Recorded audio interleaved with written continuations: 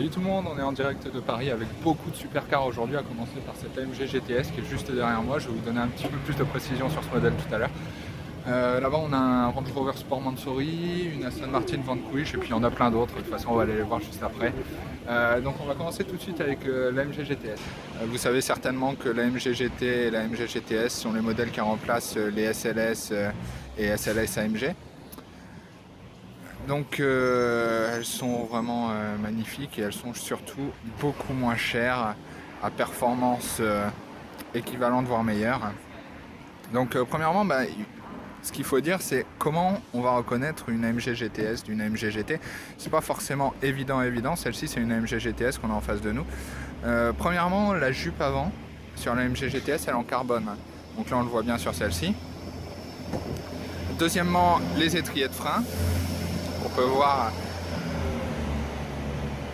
la couleur, c'est ça qui va déterminer que c'est une AMG GTS ou une AMG GT en termes de design extérieur.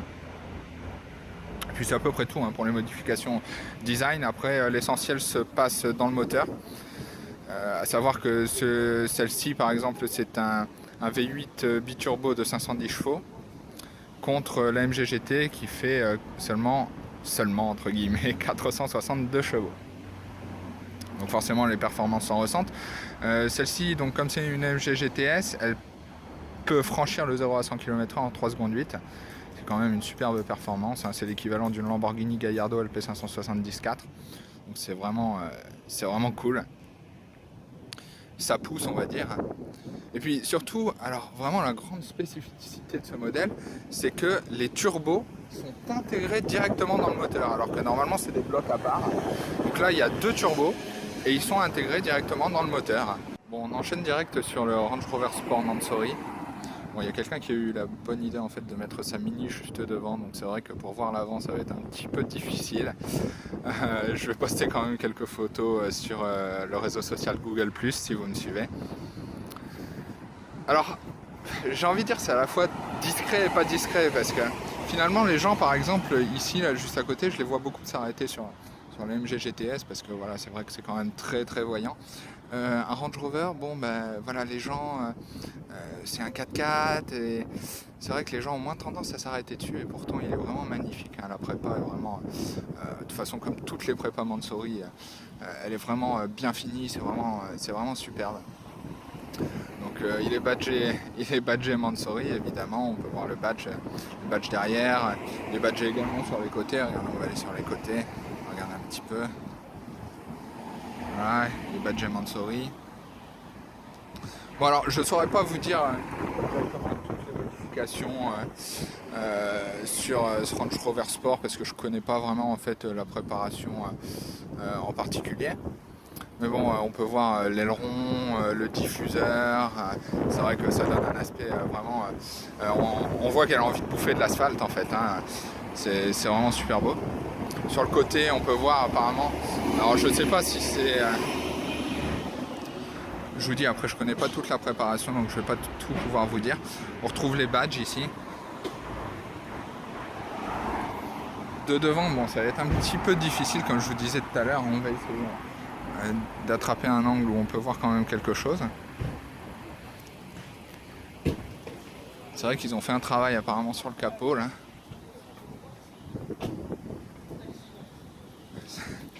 C'est plus du tout un 4x4 tout gentil. À l'intérieur, donc le moteur, je ne sais pas vraiment ce que c'est. S'il y en a qui savent me dire en commentaire peut-être un petit peu la prépa qui a été faite sur le moteur.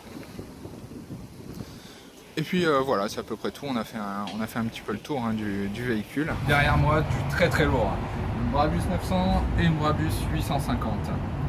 On va les regarder d'un petit peu plus près et je vous assure que vraiment ça déchire. Et on commence tout de suite avec la Brabus 850. Pourquoi 850? Parce qu'elle fait 850 chevaux. La puissance juste démoniaque. Quelles sont les modifications design en fait du véhicule? Bon premièrement l'avant, le pare-choc, parti en fibre de carbone. Si vous aimez pas, je vous comprends pas. Regardez plus près, je sais pas si vous arrivez à voir un petit peu la fibre de carbone. Les jantes avec le badge Brabus. voit même les étriers de frein derrière Brabus. Sur le côté, on a les aérations. Toujours badgé Brabus. On voit même biturbo 850. L'intérieur, ça va carrément se passer de commentaires, c'est juste ultra luxueux.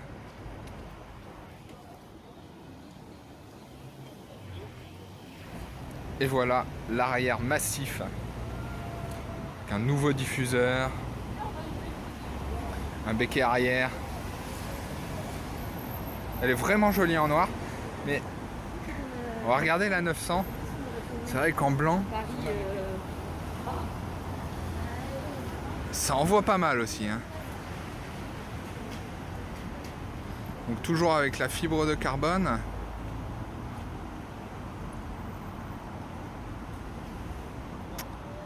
Avec les aérations latérales.